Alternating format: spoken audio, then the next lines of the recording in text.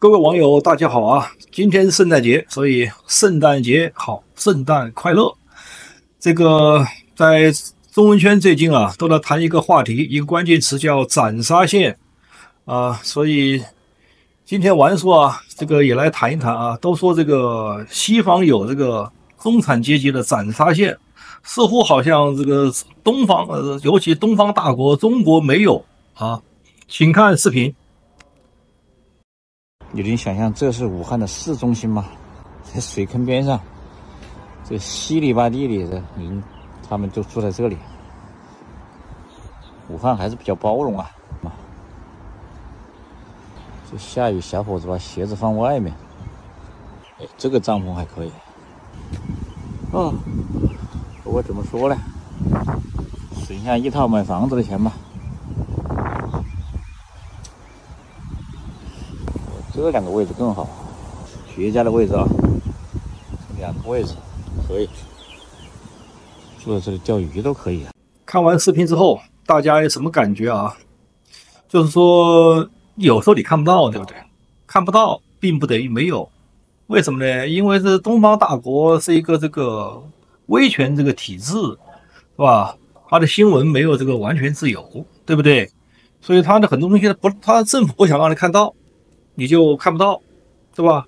你就拿這個西方，是吧？美國來說，美國它有時也不讓看到啊，對不對？那個你像美國的失業率，我今天還專門做過視頻，失業率就是去年這個拜登時候就造假的，對不對？完全造假，哎，被王叔抓到了，是吧？這是一樣的，你知道這個媒體被他控制了，他就可以隨便亂說，為了維護他的這個是政權，為了維護他政府這個信譽啊，是吧？面子工程嘛，哪裡都有啊。你像這個在中國很多數據你都不能信啊。你像王叔這個在這個疫情期間，是吧？我怎麼判斷中國人的死亡率呢？新冠死亡率呢？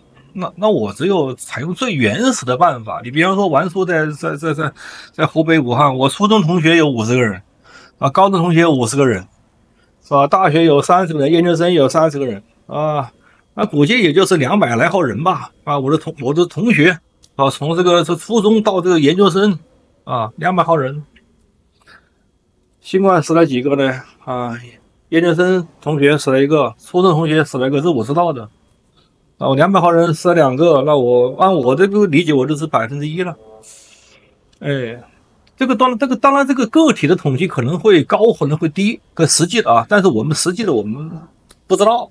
我把這個 1% 和美國一對比，和全世界一對比，我差不多嗎？對吧？所以我這麼得出數據。所以王叔還有很多講中國的這個壽命，人均壽命不到70歲，你們看看王叔的視頻。中國人口不到10個億，你們去看看王叔的視頻。哎，所以說呢，這個有些數據啊，你要就是說你拿不到你看不到，不等于这個數據沒有，好不好？那麼不可否認呢，中國在在低保這一塊啊，就是社會的最低層的保險啊，尤其當失業的啊，中產失業的，失業之後怎麼辦？受保障這一塊毫無疑問在進步啊。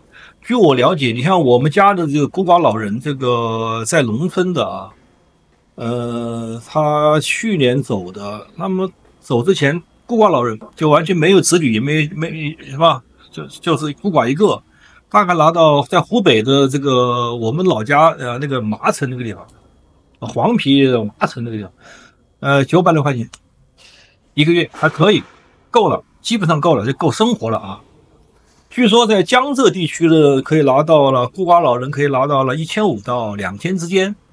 因為江浙地區富裕，它各個地區不同，所以呢，我認為也在進步。但是中國有個什麼問題，就是它這個基本保障啊，它有的條件比較不是人性化，條件比較嚴格。比方說，我知道有個情況，他兒子60歲，他的孩子60歲，他沒結婚，他沒孩子，是孤寡老人，他可以拿到這個1000多塊錢。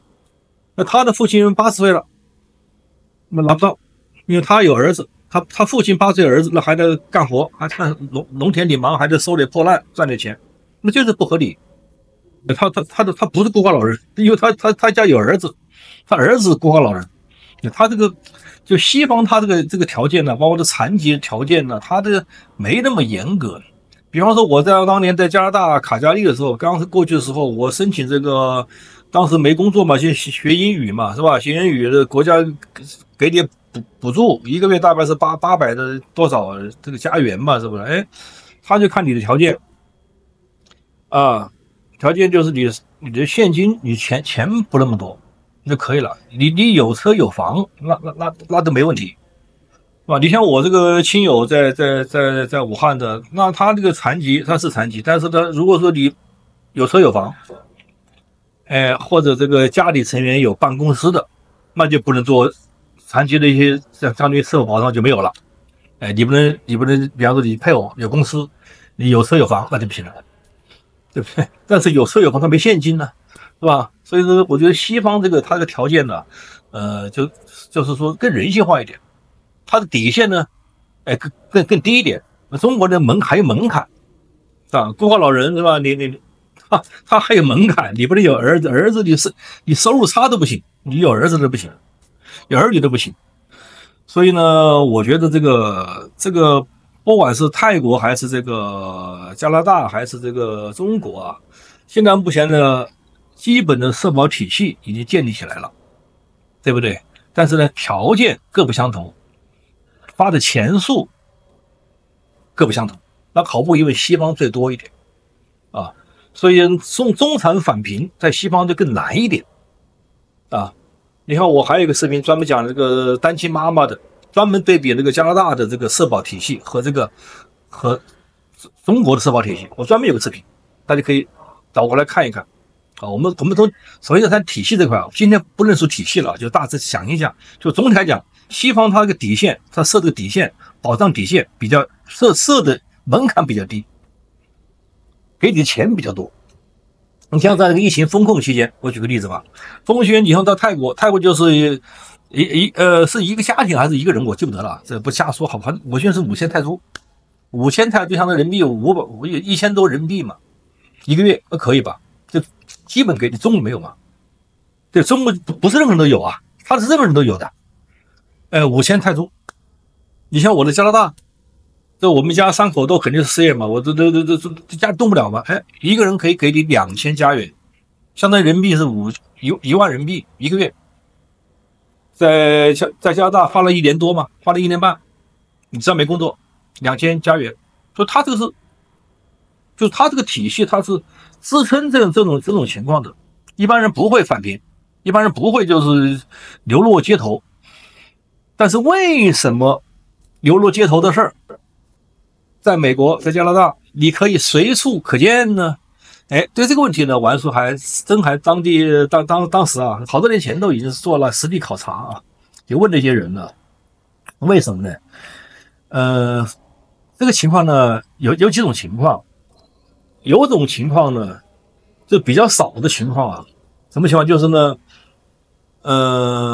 就是一般來講，這個他有他的社會保險給你，你像失業，將近1年的給你這個失業的這個保障，啊，在加拿大反正大概將近1000加元，你生活吧，對吧？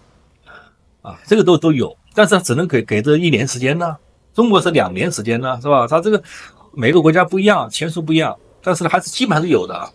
那為什麼就是說這種流落街頭在西方看得多？在中國反而看得少，就剛才我說過了，他這個威權機制，他不讓你上街，讓你趕走，讓你到那些看不到人的地方去。你一般的大街上你看不到，不像西方滿大街都看得到。再一個呢，這個西方很多人他不願意去到這種，就比方說西方還有這個有實物銀行，我做多的視頻裡面啊，專門講了一個專門有實物銀行啊，給你去拿實物啊。就是有人捐獻嘛，有人就可以免費拿嘛，你沒錢你可以拿。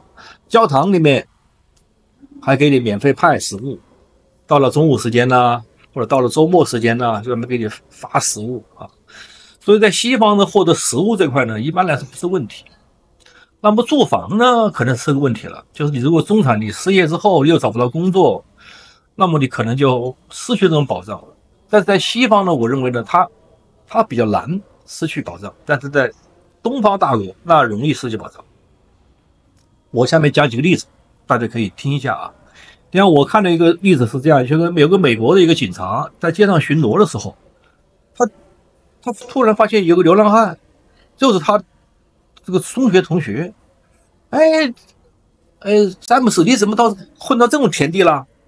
後來聽那個詹姆斯一講啊，他怎麼呢？他大概是這個失業之後啊，要去補辦一些手續啊。他過去這個什麼這個大概是什麼這個各種證件吶，這個社會保險號啊，也不是扔哪去了。他這都做事馬馬虎虎的，找不到了，找不到你申請你沒號，什麼號都没有，都没有，你怎麼證明你是你呢？是吧？在西方也有这問題啊，他就跑一兩趟就懶得跑了，就放棄了。所以說，作為警察就很負責，人別同學嘛，就幫他重新申請了，還是辦成了。那麼你在這個東方大國，你這個是那不是你申請的問題，你就辦不成，你就證明自己你沒那麼多錢，你錢沒有那麼多，對不對？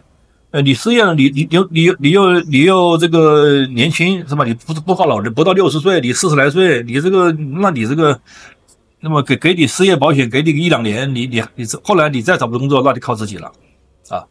那麼我分析這個廣告原因差呢，大概有3個原因啊。什麼原因呢？就是一個呢，就是這個西方的社會救助，剛才講過了，食物銀行包括教堂的救助啊比較豐富，就是不愁吃不愁穿，說白了。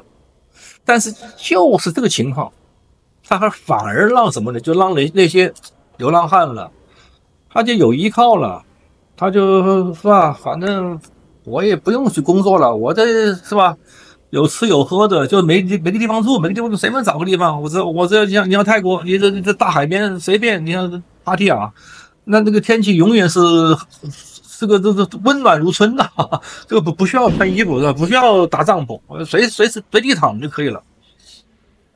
啊，都是舉個例子啊，所以造成他們就可以的，就是他沒有一種這個中國你要有信念了，那你賺不到錢，你真的死掉了啊！我講一個事情啊，就是我有一個這個親友啊，我姨的兒子，而且比我年紀稍微大一點點，前幾年走了。他怎麼呢？他比我大不了幾歲，人還是非常幽默這個人啊。就是我這個姨父原來是南下的幹部，就是共產黨的南下的，大概是什麼團長、營長之類的啊。從東北下來之後，到武漢就安排一個職務，到那個廠裡面當黨委書記。所以他的兒子呢，從小就是這個衣食無憂啊，他算不上富家子弟，起碼就衣食無憂了啊。所以呢，開始在廠裡供挑科混個職務，完了也是混的這個嘴皮子溜啊，別的本事沒有啊，說的笑話說的蠻好啊，據說跟田格靜，武漢的相聲演員田格靜還比較熟啊。我覺得他說相聲呢，比田格靜說的更有這個感染力啊，這真是很不錯的。但是呢，老頭子走了之後呢，收入就沒有了，他也沒什麼正式工作，也失業了，就一家3個兒子靠我的姨每個月領了工資之後，3個兒子啊嗷嗷待哺到那種程度，都是成年人了，給錢，自己他們創業也沒做起來，到最後不行的時候呢，找到我說那你到我的公司實際上我司機缺個司機開車吧。打小的開車呢，他也是倒霉啊，剛拿着我的車子當司機第一天呢，遇個大武漢下大暴雨。他那個是車窗，他也不熟悉吧，車窗也沒鎖，把我的車子全部淹了啊！第二天一修啊，就花了5000塊，這我也在公司也交代不下去啊，這個是不是照顧親友不是這麼照顧啊？這只把他就沒讓他了，我現在心裡還過不得啊！他說那你就收入就來源差了嘛，原來積蓄也不夠是吧？然後呢，在我姨死了之後呢，他也心裡煩躁，也每天就喝點酒啊。喝點酒就酒也質量也差了，就喝得肝腎不行了，就走得比較早。就那你就熬不了幾年。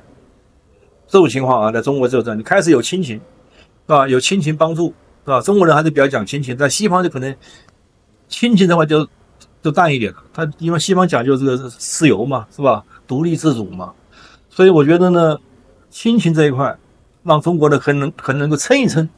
但是有的親情沒有了，就父母不在了，兒女不在了，那你就麻煩了。所以呢，西方的這個救助的好是好，但是呢，它有時候呢，讓人有依靠啊，所以造成這個原因。另外的親情這一塊呢，就是中國有親情，西方的這個親情方面就弱一點啊。第三個原因就是毒品了，因為西方的毒品很容易拿到，毒品上瘾，那人废掉了，对吧？那怎麼辦？没用。中國呢，多少的只有點小酒喝一喝，對吧？所以呢，這個問題還不算大，也不會。當然，他喝的像我這個親戚，他喝的酒比較差，那也不行了，對不對？所以呢，王叔的總結就是3個原因：一個是社會救助，一個是親情，一個是毒品這塊，造成了這個這西方這個整個觀感比較差，就是人數比較多，流落街頭。那麼在東方大國呢，那可能他不用流落街頭，你在你看不到的情況下面，他就已經消失了，是吧？加上他这个基本没有毒品啊，你像毒品這一塊，你看在泰國，你抓了也是判幾年啊，在中國你要毒品都是抓起來的死刑啊，反正你做假藥啊、假酒啊，那個還沒問題，所以這個東西，這個是文化不同。對吧？那所以，但是毒品對人有害性，那肯定比酒那厲害了。那是吧？一上癮的話，那就人就廢掉了。所以就是這個，我覺得這個毒品情況啊，親情的支撐，社會救助的這種支撐啊，當然有利就有弊，對吧？所以造成的這個西方的這個看起來啊，很多人都在流落街頭，頹廢，中產返貧啊，這個斬殺線看得一清二楚，但是在東方大國，也許你就看不到，但是看不到之前王叔說了，也還是有，你要擦亮眼睛看，通過現象看本質，通過一點來看這個事兒。你看最近我講一點，我講大家多吹一句啊，今天聖誕節啊，沒什麼事兒啊。我這次從中國坐這個航班到泰國來，在我的旁邊上來一個大爺，大概是這個在中國的這個是不是北方的啊？他一坐我旁邊，身上一股味道，我估計都沒洗，好多天都沒洗澡，並且呢，像他這種這個經濟能力啊，應該來說不可能到泰國來旅遊，但是就來了。我的很多親友，那資產也得人民幣上百萬的吧，是吧？有房有車的，他們都還沒到泰國來玩。那麼通過這個現象，我得到什麼結論呢？